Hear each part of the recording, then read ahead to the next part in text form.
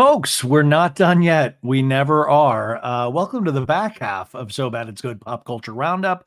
We'll talk about a couple of other stories and get a little bit more detailed on certain things that Sophie and I talked about because I wanted to kind of let you listen to a couple of the clips that we spoke about just so you can have a clearer picture. Because when I talk to Sophie, it's like talking to a friend, and you're just like, oh my God, did you hear this? Did you hear this? And it's a lot of fun, but I wanted to give you some of the information that I referred to. Now, I saw this on TikTok and I got the audio for you. This is what Kelly Dodd, former castmate, Real Housewives of Orange County, what she said, what I was referring to in regards to Tamara. Now, remember, this is a family show, but let's not let the kids listen to this in full. Today is confession day. Nope, that's not it. Sorry. Hey, here we go. That's the next clip. I just got off the phone with Jim Bellino, and he gave me the info on what Tamara did. And then I got a bunch of DMs also saying, she's a liability. Tamara Judge needs to be sued. I need to sue Tamara Judge. Vicky needs to sue Tamara Judge. And Gretchen needs to sue Tamara Judge. We all need to come together and sue her. She said, I suck dick for money on the show, not once, but multiple times. That is not true. It's slander, and it's disgusting that she gets to come and say I do a sex train and all these things. That is a lie. We all need to come together and file a class action lawsuit against Tamara Judge because they allow her to go and spread rumors. And you know what? We need to take her down. We need to take that evil bitch down. Okay, so strong words by Kelly Dodd. I wasn't making it up. Those are strong words. Now, this is where I wish I knew the legal system a little bit better. I guys, the further I get into being a fan of this this what do we even call it? This subsection of entertainment. And I've been a fan now. I mean, God, we're nearing 2 decades of this show, of these shows. And I hate to play devil's advocate here. And by the way, really strong feelings from Kelly. But didn't Kelly say a lot of really wild things about cast members as well?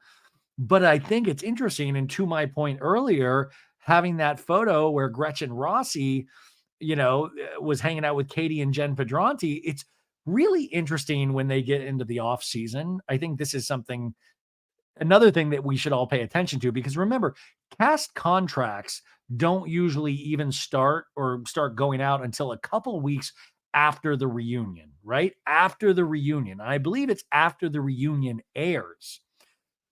So this thing, we're far from any contract negotiations taking place if we are to go by the usual system of how they cast and re-invite people back onto the show every year.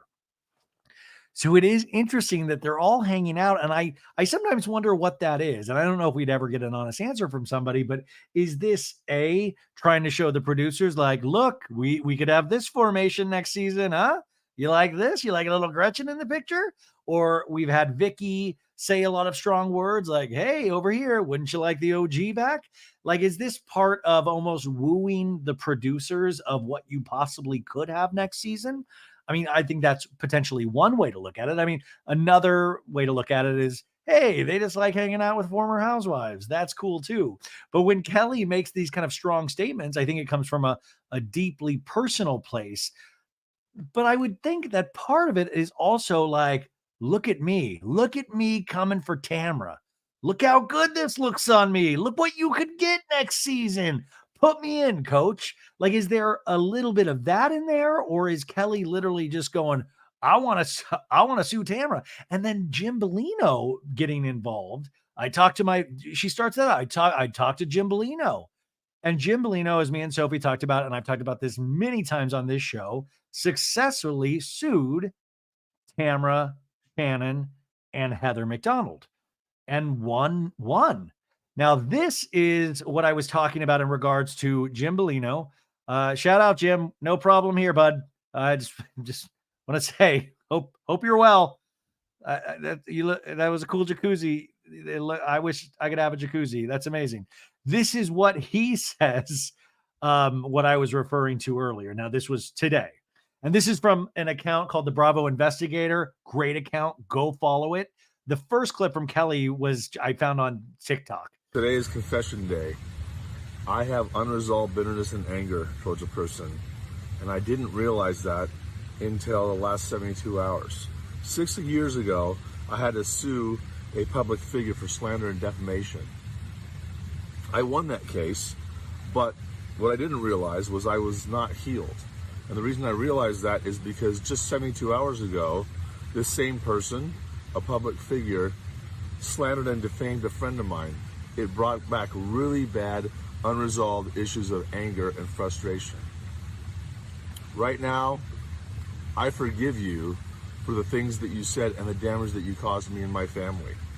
If you have unresolved bitterness or anger towards somebody, forgive them, whether they're right or wrong, because it only hurts you to have to deal with that within yourself without releasing it to God and forgiving that person. Have a great day. Today. Okay, positive message.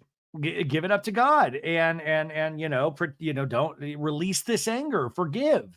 Now, but I do wonder if it should be like forgive and don't sue, or is the message sue but also forgive? Like do the suing first and then win, and then let that anger go.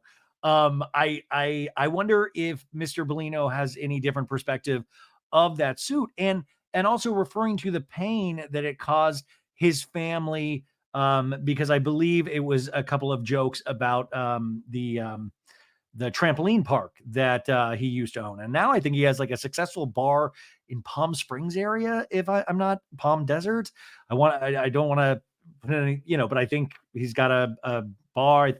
Obviously he's doing good. He's in a jacuzzi on a Sunday, but the pieces, like I said, are just wild because now Ryan Boyajian, Jen Pedrante's fiance, has Jim Bellino's lawyer, and I was reading more, and I want to say what I believe the Ryan Boyajian, it's not a lawsuit, it was a cease and desist. A cease and desist, I believe. So that might be incorrect information about a lawsuit, but a cease and desist. So do not go any further. And like I said, Tamara immediately took to socials to apologize and clarify. Now, I don't know if that is the kind of course correction that solves that problem. But now a lot of people are coming after Tamara. And then that's what with Sophie, I was just like, but then it blows me away that we wake up and now we got Shannon in hot water again. We got another legitimate car crash potentially with Joel Kim Booster. Now, I don't know if I clarify, but Joel Kim Booster is a really, I think, really funny comedian, a very talented writer, actor, the whole thing. You might have seen him on Watch What Happens Live before. If not, I really think he's funny. But this whole thing was just a mess. It was like a mess, and I was like, damn, you are a good housewife in these moments. Now, nothing. It's 10:24 at night on Sunday night. I was trying to wait to see if anything else popped up, but it seems like he's like business as usual. I think he's back home with his boyfriend watching the season finale of Industry. So it seems like he's potentially not sweating it. Also, one of my friends, Michelle, in a DM said, and this is so important to remind all of us, because I get so not excited. Excited is not the right word. I get excited when I watch something amazing. All of this, it's part of it. And I think the further I get into this, and I don't know if you guys, sometimes it loses its luster. Sometimes I still come from a very joyful place, but sometimes this shit stresses me out on top of my actual life, which also stresses me out. So when I want to escape, it's usually with this stuff. And when this stuff is so dark, it's really not that much of an escape, because you're like, holy shit. Like, in my fantasy world, and I don't know if this makes sense to you, I would imagine if you get on one of these housewife shows as a housewife, after a couple of years, I mean, I'm sure each housewife gets a unique brand of hate thrown their way for some piece of their behavior that we, the audience, pick up on and we really don't like. And a lot of the times, we're not in agreement on who we hate and why we hate them. It's all over the map. And we have some strong, favorites where we are mostly in agreement on. But for the most part, it seems to, like, I don't know a housewife that is just universally loved. I don't know. I mean, maybe you guys can tell me one right off the bat, but I don't know. Like, I've pretty much heard people shit talk every housewife out there, first season housewives, long term housewives, the whole bit. But it seems like it improves their life to such a degree that they spend the rest of, not the rest of their days, but a good amount of time trying to get back on these shows once they are off these shows. So there must be something really alluring and intriguing about the process. So you have that, and then you're kind of treated like a star to some degree. I mean, not like Brad Pitt or Beyonce or something like that, but a low level star where, you're getting car services picking you up. You're getting your drink. What's your drink order, Mrs. Beador? Like what kind of coffee would you like to have? These little things that must be really nice to have people accommodate you. And especially if you are a mother and you've raised kids your entire life, you're all of a sudden treated with somebody like a nameplate on a door. How exciting is that? And I imagine for a host, like I get to host this show. There's nothing glamorous about it. I mean, truly nothing glamorous about it. In fact, if anybody watches this on YouTube, this is great. I'm wearing this black zip up over jacket right now. And the only reason I'm wearing this is because I realized right before I started that I spilled my dinner all over my nice white t-shirt. If you watch this on YouTube, oh, you see all that? That is Ryan eating, just shoving massive amounts of food in his mouth hole. So I was like, well, you got to be a little, you got to start, you got to start dressing a little better. So I just zipped this up over that, hoping you guys wouldn't see it. But that's the glamour we're talking about with podcasting. You eat a bunch of food, you go about your day, and then you sit your big fat podcaster butt in front of a mic and try to work out all of these feelings. I went on a walk after I talked with Sophie, and I had some family stuff that I was dealing with, and I was just trying to clear my head. And I was having bad thoughts about all my family stuff, and I was trying to work that out. And also at the same time, I was trying to really think about the Shannon Beador situation. And I was trying to think of that conversation that Sophie and I had, and, trying to think of all of this stuff. And also being a male in the industry, talking about females and, what kind of responsibility that brings, and trying to think of things in a fair way, but at the same time, be completely silly. Cause that's what I got, that's what I got into this to begin with, to just to tell really stupid jokes that made me giggle and made me laugh, and act like this was like a text thread with friends. And then there's another part of this job that I completely love. It's just that being able to interview people, whether it be documentarians, housewives, TV stars. I mean, that part is something that I'm learning to try to get better and better at. But that's another part of this I love. To me, that's the glamorous part, getting the opportunity to speak to somebody that I never thought I would. So then I was thinking about Joel Kim Booster, who, man, like, I think super talented guy, also a great looking guy, obviously has worked really hard to get where he's at. And this is quite an opportunity, I would imagine.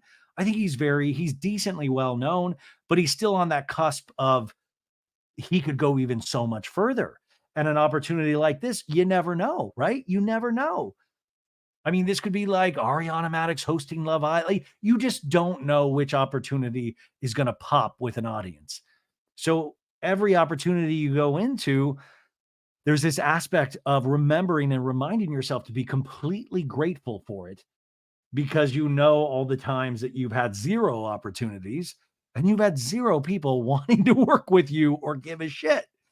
So I was trying to reconcile that, because Mr. Booster, like who I said, I don't have any personal relationship, though I follow on the old Twitter and now on Instagram, and he doesn't know me from a hole in the wall, but we all have opinions on this guy in terms of the Bravo sphere. this small Bravo universe that we've created. And I just kept thinking, wow, what is it that pushed him to go this hard? Because also his choice of words, I mean, he is a good writer, so his words were cutting. And, I wish somebody actually had video of this live that he allegedly did. And this is how this whole thing kind of started through Bravo historian Sam Bush. Somebody texted or DM'd her all this. Oh my God, Shannon Beador just got cooked by Joel Kim Booster on an Instagram live. And it must have been in the middle of the night. Remember, they had their wrap party for this new TV show, Love Hotel. And then, or in that same time frame, he was doing those Instagram stories that are all down now, but they have been screenshotted, and the internet never forgets, and it now lives in Instagram infamy. But what drives you to do that? And that's what I said. Multiple things can be true at once. Shannon Beador could potentially have bad behavior, could potentially, all of these things could be true, because I don't think Joel's insane. I just think, wow, what a,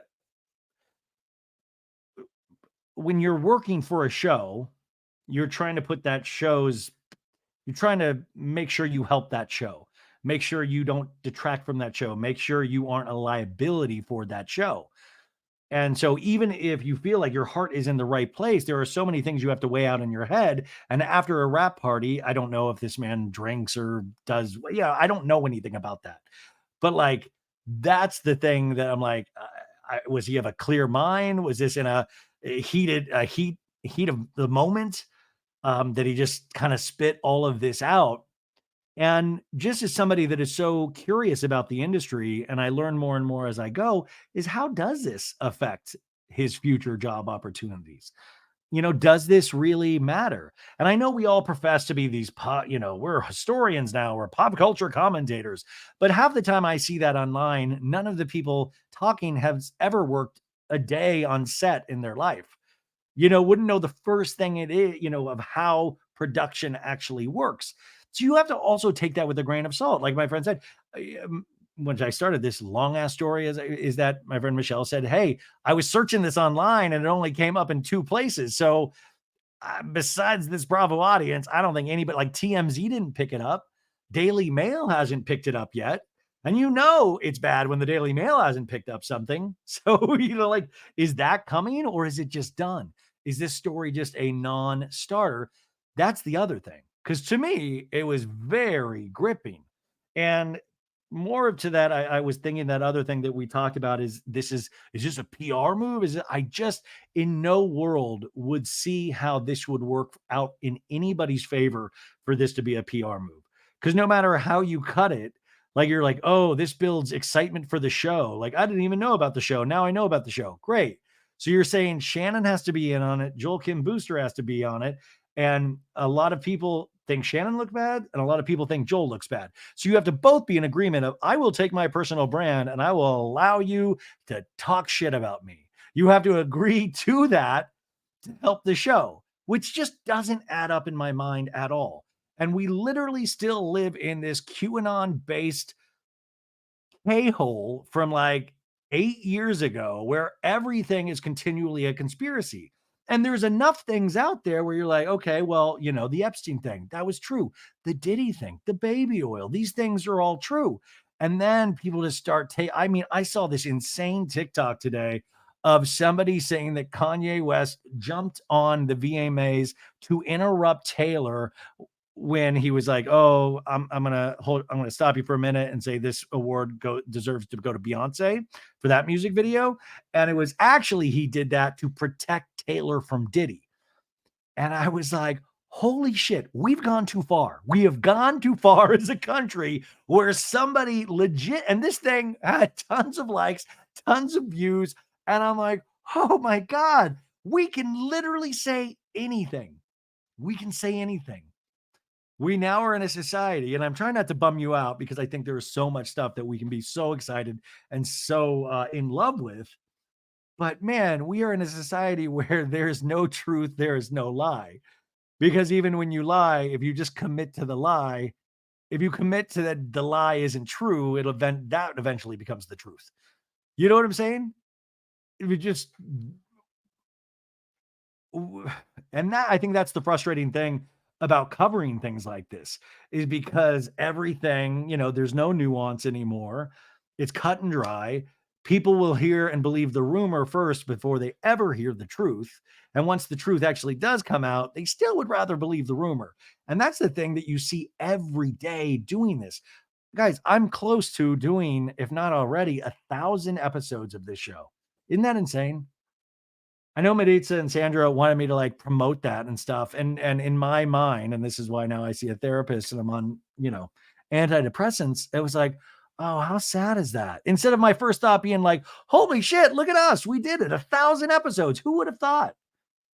But each one of those episodes, I think you sit down and there is some moment in whatever you're talking about where you're like, oh my God, this is truly insane. And where does it end? The Housewives circus. It truly is this bunch of gladiators. And even when you're off the show, it never ends.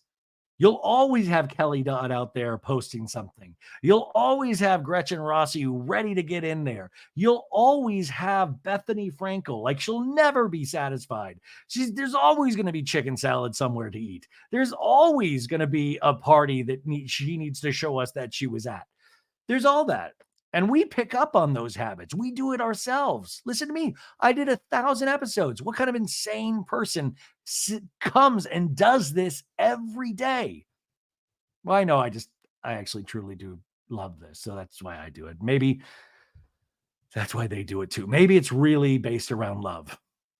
Half of this show is me truly trying to work this out in my own head, because I do worry about all of these people, man.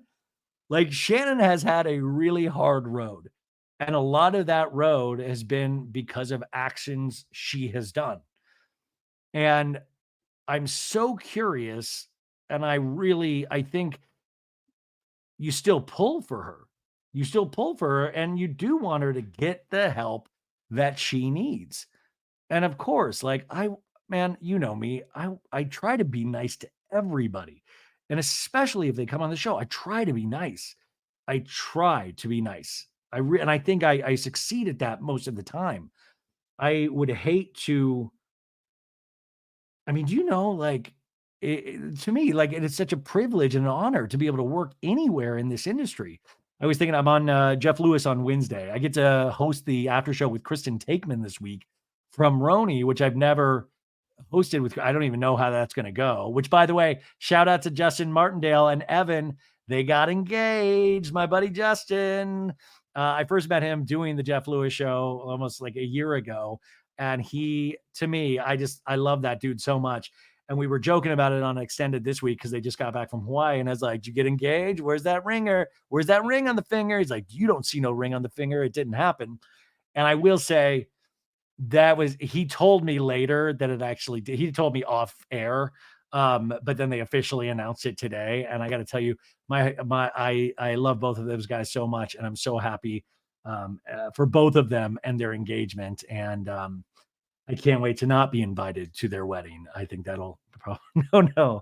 Justin, if you're listening, I'll officiate. I'm practiced, but I go into that Jeff Lewis show every day, and no matter how many people will say negative comments about this, I go in there and I get to like smile and I get to laugh and I get to be made fun of, or I get to make fun of somebody else. And do you know, when you work alone a lot, you don't know how attractive that is to me. You don't know where it's like so nice sometimes to be around a group of people and to actually, I was thinking about how many times of the week I actually smile. I was walking today, and you'll sometimes walk past other people on a hike and, you give the nod or and I noticed that I don't smile a lot. And that I think I've been so worried these last couple of years that I definitely have not smiled a lot. So it's fun to be in those situations where you get to smile, where you smile naturally, where you're not forcing a smile, you're actually laughing and smiling. And so that's what I was just thinking of, like, how bad was this Love Hotel experience that it all ended like this? Like, when you go into production on a show, even the movies or the TV shows I've worked on, when you finish it, you celebrate because, man, we got through it. We got through this 3 weeks of filming. We did it. And instead of that, it's this tirade against Shannon. And yeah. And then more to that Bowen Yang Chappell Roan thing. I wanted to read you Chappell's statement, just so you know specifically what she said. Now, Chappell Roan is going to be the musical guest. I talked about this last week on the fifth episode of SNL this 50th season, and John Mulaney is the host. And this is what she posted. Just so you guys know, so it wasn't just me going, oh, she's not feeling good. She wrote, I apologize to people who have been waiting to see me in New York City and DC this weekend at All Things Go Festival, but I am unable to perform. Things have gotten overwhelming over the past few weeks, and I am really feeling it. I feel pressures to prioritize a lot of things right now, and I need a few days to prioritize my health. I want to be present when I perform and give the best shows possible. Thank you for understanding. Be back soon. So that was her statement. And like I said, this had been a long time coming, I think, because she has consistently been making statements or reacting to things, or people being upset at her, or fans getting so intense, stalking her family, going after her, all of that stuff. Imagine like singing and loving to sing and, singing for like 20 and 30 people. And all of a sudden, within a year, you're going to singing for like 60,000 people, and more people want to get in. Like, they're all wanting that. And to her credit, her album is one of the best pop albums I heard start to finish.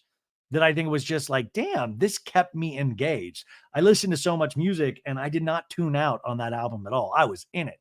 Now, Bowen Yang making fun of her, to me, it was like, you're taking Moodang, which is a pop culture phenomenon right now, the Pygmy Hippo, Chappell Roan as well. You piece it together, and I didn't think that bit would work. For me, I thought it was funny. Somebody said, will Chappell Roan cancel her SNL appearance because of that? But I also want to point out that Bowen Yang, I believe in 2023, took a break from Las Culturistas because he was dealing with a mental health issue where he was saying things are too much right now. So I think I think Bowen wasn't like, listen, it's SNL, you guys. At some point, we've got to start like, it's a comedy show. They also talk about pop culture. They make fun of pop culture. And I thought, for me, Sophie didn't like it. For me, it worked. But also that's from a man's perspective. So I mean, I'm even confused. Like, maybe I'm just a man and that's why I liked it. I don't know. But like, I truly didn't think. I mean, I thought if anything, he was taking the piss out of fandom, fan culture, and certain things that Chappell says about her project. She calls her project Chappell Roan because Chappell is not her actual name. So for me, I thought it was actually a bit that I didn't think would work. But for me, I'm like, oh, wow, it worked. But there is so much hatred then today at Bowen or at Chappell. I don't know. I think the common denominator here is how much hate we are throwing at things, myself included. And the other confusing thing is that, like, man, like I said to Sophie, I like talking about these things. Do I just talk about men? Man, I talked about Sandoval till I feel like my voice was hoarse. We like what we like. I mean, I try to be fair. I try to see all sides. I'm just still curious from a professional standpoint what he was thinking and where he thought that was justified. Because, her behavior, I just think you deal with it when you actually sign a contract where you're getting paid. You send it to the higher ups, or you talk about your experience after the show comes out. But man, I mean, and I also want to say, guys, you think that every time I'm like, wow, the Bravo universe so messed up. What? How dark? I switch on over to TLC. Man, I had a TLC double night feature tonight. I had, before the 90 days, the 90 Day Fiance franchise, and I watched that right into the new season of Sister Wives. You want to talk about dark? I mean, you want to talk about some shit that will scare the living bejesus out of you. Before the 90 Days is having a fantastic season. And when I say a fantastic season, that just means I truly am scared to death of these people. There's this guy, Lauren, on this show. And Lauren fell in love with a trans woman from, I believe, the Philippines, if I'm not mistaken. And seemed like a nice guy when you first met him. And then as the show went further on, you're like, something's a little off. And I think you kind of just assume always something's a little off when you get into the 90-day franchise. But then he's not going to tell her this yet before he gets there, but he doesn't have any money. He has $46 to his name, but he figures everything will work out and that the Philippines it's a really cheap place, really affordable. So no money. He gets there, and then on the second or third day, this episode, I shit you not, last week's episode ended with him waking up and she, the girl that he went there to potentially marry, she's not with him. And he goes, woke up, had a great sleep, but bad news. I got a text in the middle of the night from this girl I hung out with in Vegas. And it turns out she has gonorrhea of the throat. And he's kind of smiling through this. And he's like, so I feel so she thinks I might have it. So I feel pretty good. And this is his legitimate dialogue. He goes, but my penis is angry. I had a little discharge. And I'm like, what the hell am I watching? And then today he has to tell his lady love that he actually hooked up with this girl and she gave him his penis throat gonorrhea.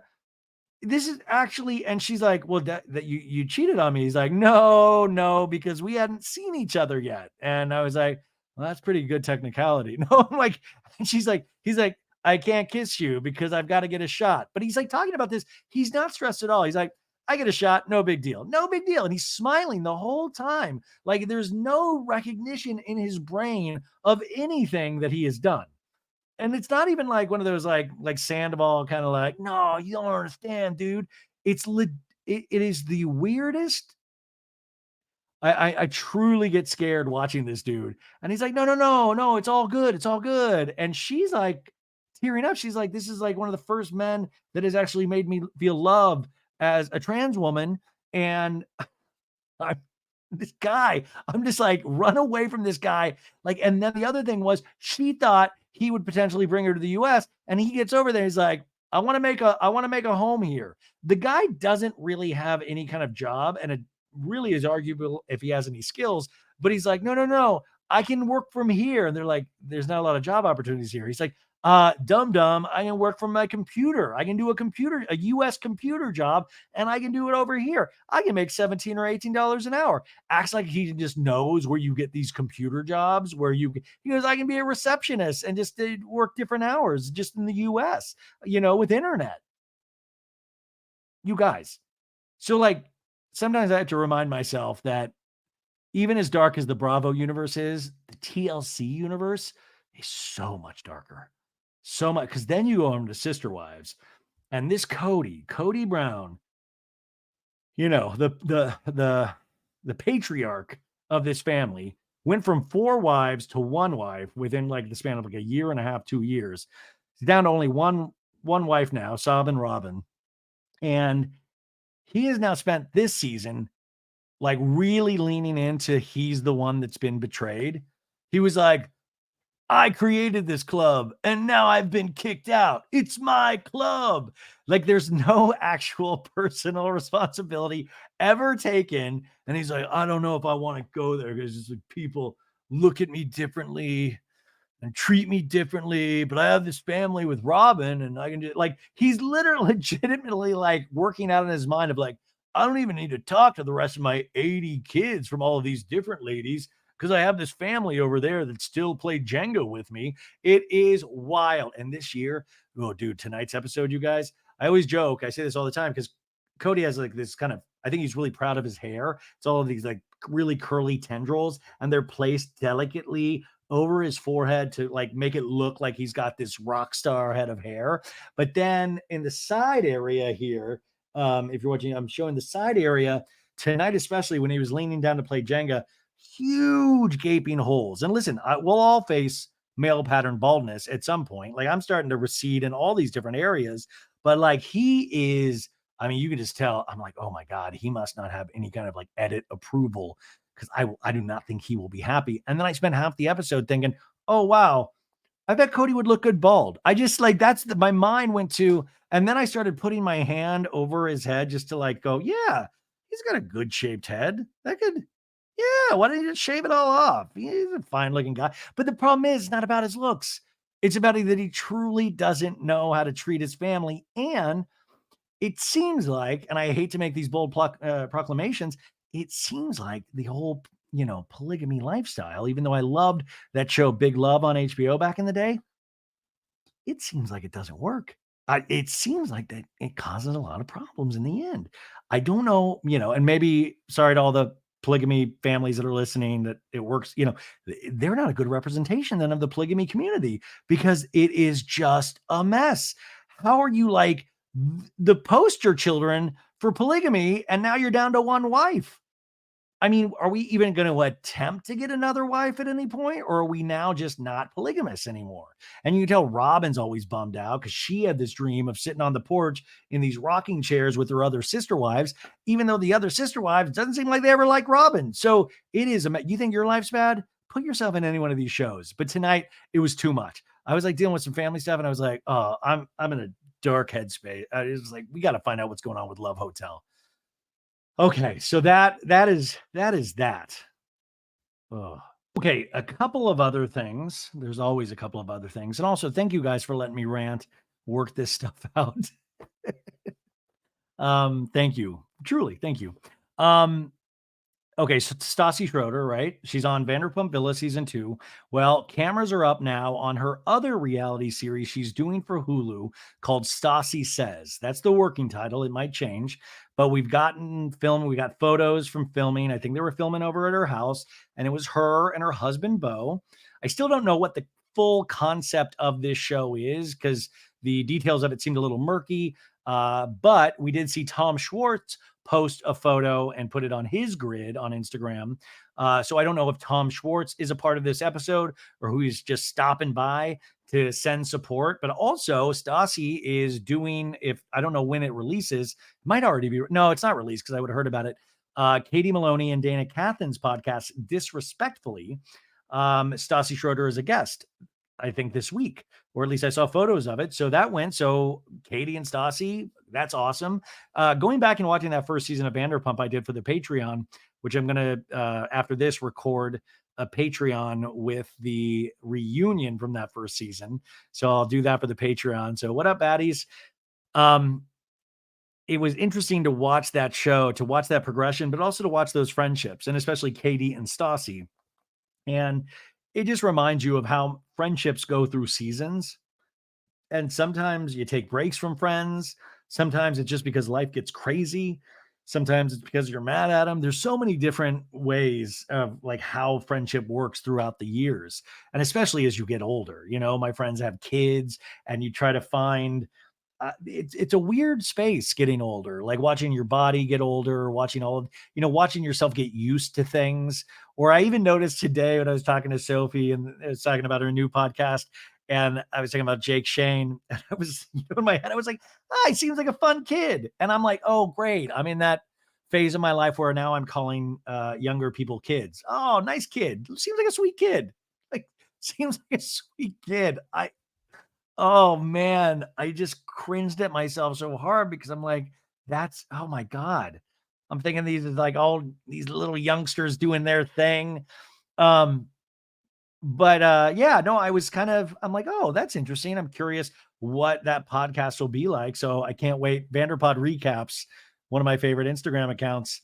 They recap all of these podcasts that I don't have time to listen to, and they really give great detailed notes. Another account I recommend you follow for all the Bravo lovers out there. And in fact, if I'm not mistaken, I think they just started a podcast because I saw on Instagram and I said, oh, come on the show to promote it. I forgot what that podcast is called, but it's going to be out soon if it's not already out. So let's support that as well. Okay, so that was one thing. Also, I want to say TMZ and Daily Mail. I always wonder how this works because, of course, Diddy now is awaiting trial. People are suing him right and left, people coming out of the woodwork, a lot of lawsuits happening.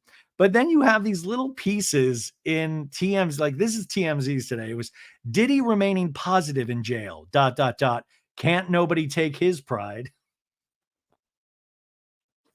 is this a potential positive, like a positive article about Diddy? Like, yeah, man, fight on. Like, what? And it's just saying his attorney, Mark Agnifilo, TMZ did this documentary, The Downfall of Diddy, The Indictment, which I guess you can watch on Tubi. I don't even know if I have to. Is Tubi an app? I should watch this. I love TMZ. I have an interesting relationship with, but I mean, anyways, the attorney says he's just focused on his defense. It's actually giving him a form of strength and confidence that will help him deal with being behind bars for an extended period. I don't think confidence was Diddy's thing. In fact, Diddy potentially might have had too much confidence. I'm not worried about Diddy's confidence. Now, if you go over to the Daily Mail, the Diddy story over there, and I'm trying to find the Diddy story now. I just marked it, but it was another one of like, oh, okay, who cares?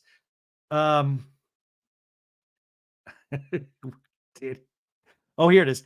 Diddy, this is the headline. Diddy taken off suicide watch as his attorney says he's focused and very strong in Brooklyn jail amid sex trafficking charges. This was through People magazine, and but it wound up on the Daily Mail and says, yeah, he's off suicide watch and he is ready to fight. He's ready to fight. Good. Okay. But it's like, okay, maybe now's not the time to be concerned about Diddy, but also to be concerned about what he did, the victims, trying to get all of this story and the actual truth and justice behind, like, maybe that should actually take the driver's seat. But this is why entertainment media in pop culture is so interesting, because you have this wave of actually what happened. And then what you see slowly drip out over weeks and weeks are like these little pieces of positive, like, messaging of like, Diddy remain strong. Diddy off suicide watch. I'm like, are the victims okay? Have we checked in all the victims and all the lawsuits? And then maybe we'll throw a little, like, okay, Diddy, way to not off yourself. Like, I don't know. I don't know. So that was very interesting to me. Another thing, Anna Delvey, which I talked about, she was let go on this past week's episode of Dancing with the Stars. And it really confirmed a lot of things for me, like I said, where I was like, oh, yeah, older people, people in middle America and all that don't really know or potentially care who Anna Delvey is. And also, she was in jail for crimes. She was in jail. I mean, in some instances, we don't really care about criminals, but in this one, it seemed like it worked against her. And she did this interview that I thought was a very interesting way to look at it. And I don't know if it's just being framed this way, but to me, interesting all the same. This is the Daily Mail headline. Anna Delvey slams, quote, predatory Dancing with the Stars and claims show, quote, exploited her for attention after her early elimination. Now, this was speaking to NBC News. Anna says, I feel that this show so obviously used me to drive up the ratings that they never had any plans to give me any chance to grow and only cared about exploiting me for attention. I kind of sound like Bjork. Furthermore, she called the popular dance series predatory. Quote, it was predatory of them to try to make me feel inadequate and stupid, all while I did get progressively better, yet they chose to disregard that, Delvey said. After she got the boot from the contest, she shared with NBC, quote, it felt like I was never really given a fair chance by the viewers or some of the judges giving their nonsensical scoring. I can't really have to read this. The previous week, she also failed to impress the panel of judges after dancing a cha-cha to Sabrina Carpenter's catchy hit, Espresso. Anna and her partner earned just 18 out of 30 possible points. Quote, it's supposed to be a dance competition and not a popularity contest, the star who was raised. No, it's a popularity contest and a dance competition show all rolled into one. And the thing is of like, yes, Anna, they chose you to try to get buzz for this show. Yes, of course, that's the gig. And Anna's smart enough to know that's the gig going in there. That is completely why she was cast, is to get people, dum-dums like me, talking about it. And they tried it. I don't know. Like, they got decent ratings. I think there was like a 6% boost from last year's season premiere. She was also on Tori Spelling's podcast, where I think that just came out as well. Tori Spelling also eliminated this past week. I actually wanted to see Tori go on. Anna, I kind of thought she would probably get let go first, just because I didn't think she had enough popularity, just with us online plugged in people. But she talked to Tori, and her comment at the very end of the episode, Anna Delvey, where she says, what have you learned?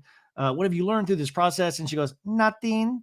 She clarified that on Tori Spelling's podcast, I guess, and said she just meant she didn't, she wasn't really able to learn the dancing as well as she liked. And that she doesn't really smile that much, because you see her in photos not smiling a lot, because when she was growing up, she was a Russian ballet dancer, and they're always trained not to smile, which I thought was kind of an interesting little tidbit. So yeah, so Anna Delvey, but this is the deal too, is that then how many interviews can you give to keep that fame machine going, that publicity machine? Because you want to stay somewhat in the public eye a little bit, right? You want to stay out there. Another thing that we didn't get to bring up in today's pop culture roundup, so I will bring it here now, even though I said it halfway through the OC recap, maybe the Salt Lake or the OC recap, was that Lana Del Rey got married to Gator tour guide Jeremy Dufresne. She's 39. He is 49 after a whirlwind romance. But yeah, we have over the head pictures of them walking down the aisle, and they are now married. And he has an ex-fiance that I guess they had been engaged for a very long time, never made it down the altar. And now, after this whirlwind romance, he has married Lana Del Rey. So I'm so curious to find out more about this relationship. I mean, I truly am very curious to see where this goes. And then finally today, because I think it is always good to honor the people that we have lost in our own lives, obviously, in your lives, obviously, but also in pop culture. And we had a lot of people pass away this past week. Today, Chris Christopherson passed away at the age of 88, a very historical country singer. And also, the Bradley Cooper, Lady Gaga movie, A Star is Born. You'll be, I don't know if you know already, that movie is a remake on a remake. There was a 1976 version, A Star is Born, with Barbra Streisand and Chris Christopherson. But he is a legendary singer-songwriter. He passed away peacefully Saturday at his home, according to the statement. The statement also tells fans, when you see a rainbow, know he's smiling down at us all, which references his song, Here Comes That Rainbow Again. He started his career off or broke in the music industry in the early 70s. He also wrote tracks for Johnny Cash, Ray Price, Janis Joplin, and he then started writing his own tracks. And his debut album was called Christopherson. His first number one country hit was a song called Why Me? He was a 4-time Grammy winner. Other notable tracks, Me and Bobby McGee, which I love that song. Lover Please, A Moment of Forever, The Silver-Tongued Devil and I, Sunday Morning Coming Down, and many more. He was also a member of the country supergroup The Highwaymen with Waylon Jennings, Willie Nelson, and Johnny Cash. Also a successful actor, like I said, A Star is Born with Barbra Streisand. And yeah, he passed away at the age of 88. That is a long, very interesting life this man has led. Barbra Streisand tweeted tonight, said, the first time I saw Chris performing at the Troubadour in LA, I knew he was something special. Barefoot and strumming his guitar, he seemed like the perfect choice for a script I was developing, which eventually became A Star is Born. Now, you guys, if you want to hear more about A Star is Born, I strongly suggest the Barbra Streisand autobiography that I listened to on audiobook this past year. The audiobook is 48 hours long, and I miss it every day. I wish I was still listening to it. It's that good.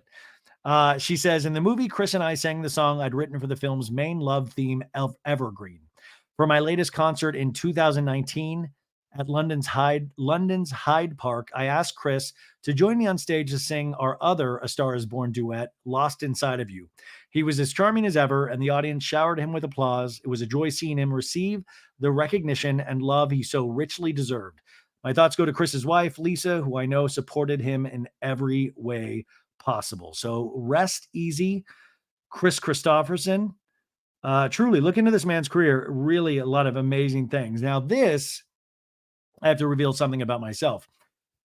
When I was growing up, I lived on this street, Claiborne in Olathe, Kansas, and I grew up on a street with tons of girls my age.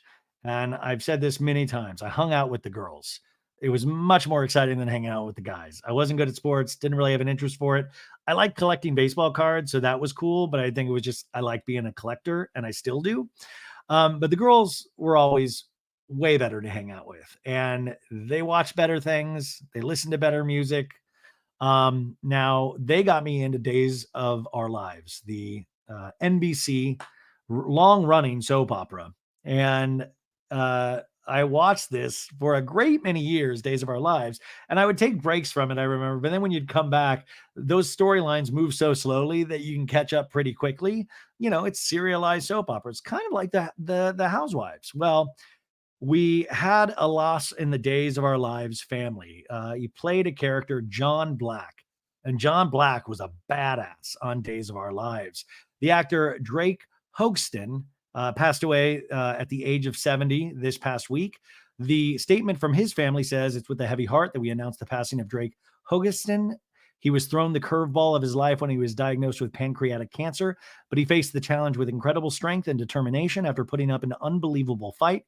He passed peacefully, surrounded by loved ones. He was the most amazing husband, father, papa, and actor. He loved performing for the day's audience and sharing the stage with the greatest cast, crew, and production team in the business. We love him and we will miss him all the days of our lives. The Hoaxton family. And I thought that was beautiful. Now, he appeared, get this, you guys, in more than 4,200 episodes of Days of Our Lives. Now, I'm telling you, this John Black, dude, he was awesome. He was like a spy, he was a cop, he was a private investigator, and he was a secret agent.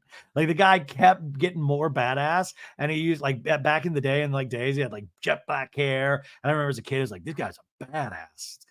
He's wearing a leather jacket all the time, jet black hair, amazing. So I was very sad to read that. I was very sad. You know, all of these things that we grew up loving at our youth, we also, not just our family and friends, but our pop culture figures, we sometimes lose them as well. So like I said, it's always important to remember them, you know, and all the joy that they have brought us through the years. And then finally today, she passed away last week, but I wanted to mention this just because I always just thought, man, what a fantastic actor. Dame Maggie Smith. She passed away at the age of 89 years old. Now, you might know her as Professor McGonagall from the Harry Potter series, but man, she was also in Downton Abbey. She was a legendary professional actress working for more than 70 years. And she passed away peacefully in the hospital early Friday morning. They didn't give a cause of death. She started in the early 1950s, kicking off her career with a bunch of stage appearances at some of the largest venues in England. And then she transitioned to film acting. And she received, like, I guess, like one of the big things she was praised for was her role as Desdemona on the stage and on screen alongside Laurence Olivier. And if you guys don't know who Laurence Olivier is, man, we might need to do like a separate podcast where I just like legends that that we need to teach our kids about in Othello. And she received her first Academy Award nomination for it, though she wouldn't win her first Oscar until the movie The Prime of Miss Jean Brodie 4 years later. She's received 6 Oscar nominations during her lifetime. She won another one in 1978 for her role in Neil Simon's California Suite. But Professor Minerva McGonagall will be something she's always remembered for in terms of just how many children have watched that show. She also had the matriarch of the main family in Downton Abbey. She for that she won 3 Emmys, 3 SAG Awards, and a Golden Globe. And there's a story in what book was I just reading? Gary Janetti. Gary Janetti had a new book that came out this year that I just listened to on audiobook, and he has a great story about meeting Maggie Smith to pitch her a TV idea, and I just thought it was a very, very funny story. Gary Janetti, I would love to have Gary Janetti on this podcast. I thought this book that he wrote was completely charming. It was a book about traveling and seeing the world and all of these little experiences, but I thought it was very, very charming and very funny. So yeah. So listen, I hate to end on a down note, but I just wanted to celebrate all of those great people that passed. And hopefully this week will take it easy on us and we won't have too many more of those. Like I said with Sophie, so much to watch this week. So much. We got a big week of TV ahead of us, and then next week we got a big week of TV because we got the premiere of House of Villains season 2, and we also have, I believe, Below Deck Sailing Yacht premiering. So we've got a lot on our plates, but I think we can get through it. Thank you for making So Bad It's Good a place for you to stop and listen or watch or whatever you do. And I'm going to go record a Patreon episode now. Have a great week, you guys. Or no, I mean, I'll see you. I'll talk to you on Tuesday, but like have a good start to the week.